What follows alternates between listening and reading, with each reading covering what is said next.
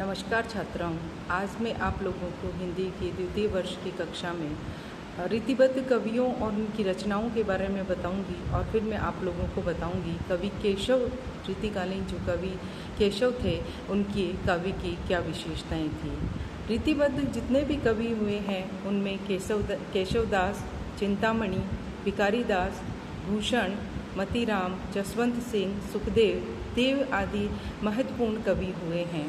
इन्होंने विभिन्न रचनाओं को लिखा था और हम देखते हैं कि इनकी जो प्रसिद्ध रचनाएं हैं वो रीतिकाल में अपना महत्वपूर्ण स्थान रखती है। साथ ही हमारे पुस्तक में कवि केशव हमारी पाठ्य पुस्तक में है और कवि केशव के काव्य की क्या विशेषताएं थी उनके बारे में मैं आज आप लोगों को बताऊंगी। जिन कवियों ने शास्त्रीय ढंग पर लक्षण उदाहरण प्रस्तुत कर अपने ग्रंथों की रचना की उन्हें रीतिबद्ध कवियों की श्रेणी में रखा गया। निम्नांकित कवि हिंदी के प्रमुख रीतिबद्ध कवि हैं जिनका अभी मैंने आप लोगों के सामने उल्लेख किया था। अब मैं कवि केशव की काव्य विशेषताओं के बारे में आप लोगों को बताऊंगी। कवि केशव की क्या विशेषताएं थी।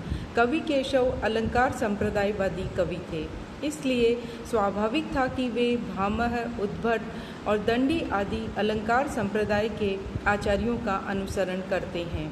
अलंकारों के प्रति विशेष रुचि होने के कारण इनका काव्य पक्ष थोड़ा दब सा गया है, इसलिए सामान्यतः इन्हें सहृदय कवि नहीं माना जाता है। ये अपनी क्लिष्टता के कारण भी बहुत चर्चित रहे हैं और अपनी क्लिष्टता के कारण इन्हें कठिन काव्य का प्रेत भी कहा जाता है। विशिष्ट प्रबंध काव्य, रामचंद्रिका, प्रबंध निर्वाह, मार्मिक स्थलों की पहचान, प्रकृति वर्णन आदि की दृष्टि से श्रेष्ठ नहीं है।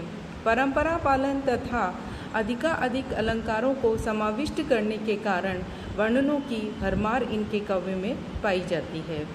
अब हम देखते हैं कि इनके काव्य के जो विषय थे वो क्या थे। अब वर्ण विषय की हम चर्चा करें तो हम देखते हैं कि केशव दरबारी कवि थे। अन्य दरबारी कवियों की भांति इन्होंने भी अपने आश्रयदाताओं राजाओं का यशोगान किया है। वीर सिंह देव रचित और जहांगीर जस चंद्रिका उनकी ऐसी ही रचनाएं हैं। कवि केशव का दूसरा रूप आचार्य का है। कवि प्रिया और रसिक प्रिया में इन्होंने संस्कृत के लक्षण ग्रंथों का अनुवाद किया और उदाहरण स्वरूप अपनी कविताओं की रचना की। रामचंद्रिका का विषय राम भक्ति है, किंतु केशव कवि पहले थे, भक्त बाद में थे।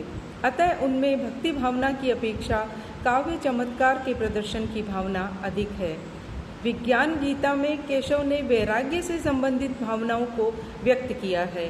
तो कवि केशव की जब हम चर्चा करते हैं तो उनके वर्ण विषय की चर्चा करना भी आवश्यक हो जाता है और मैंने आप लोगों को अभी बताया कि केशव की रचनाओं में वर्ण विषय मुख्यतया क्या थे। अब हम आगे बढ़ते हैं प्रकृति चित्रण की तरफ। तो हम देखते हैं राज दरबारों की साज सज्जा के बीच रहने के कारण कवि केशव की रुचि पूर्णतः प्रकृति में नहीं है।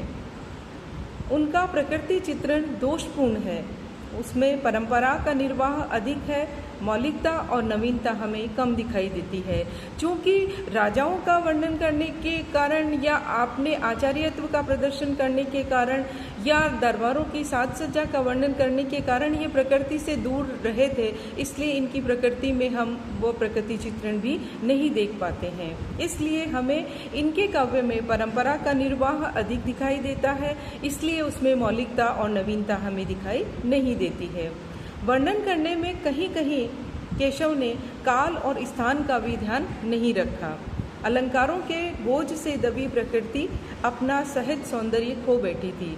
चूँकि प्रकृति से दूर रहने के कारण ये उसका वर्णन नहीं कर पाए, इसलिए हम देखते हैं कि जब प्रकृति का वर्णन आता है तो हम देखते हैं कि वहाँ पर सहज सौंदर्य हमें दिखाई नहीं देता है। प्रकृति के संबंध में केशव की कल्पनाएं कहीं कहीं पर बड़ी असंगत और अरुचिकर दिखाई देती है।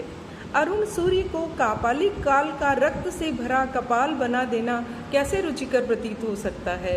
हम सूर्य का जब वर्णन करते हैं, अरुण सूर्य का, सूर्योदय के समय सूर्य का जो वर्णन किया जाता है वो सौंदर्य अनुपम सौंदर्य होता है और उस सौंदर्य के लिए बहुत सी उपमाएं हमारे अन्य कवियों के द्वारा दी भी गई है। लेकिन कवि केशव ने उस सूर्य का, बाल सूर्य का वर्णन किया है किस प्रकार की, कोई कापालिक है जिसका काल का रक्त से भरा हुआ कपाल बना हुआ है सूर्य। तो ये सूर्य, ये इस तरह का वर्णन सूर्य के प्रति कैसे रुचिकर लग सकता है।